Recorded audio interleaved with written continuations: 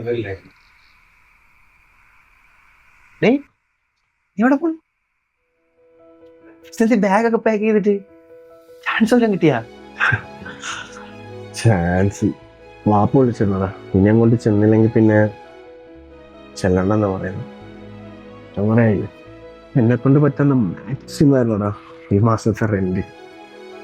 എന്നും പറഞ്ഞ് ഞാൻ നിന്നെ ഇനി ഹെൽപ്പ് ചെയ്യത്തില്ലെന്നൊന്നുമല്ലോ. പോണോടാ, പക്ഷെ നീ നിർത്തരുത്. നിനക്ക് കഴിവുണ്ട്, നീ സ്റ്റാറാവും. അപ്പൊ നമ്മളൊന്നും നീ മറക്കരുത്.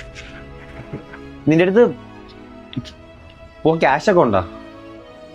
എവിടെ നല്ലേ ക്യാഷൊക്കെ ഉണ്ടാവും. നീ കൊക്കോ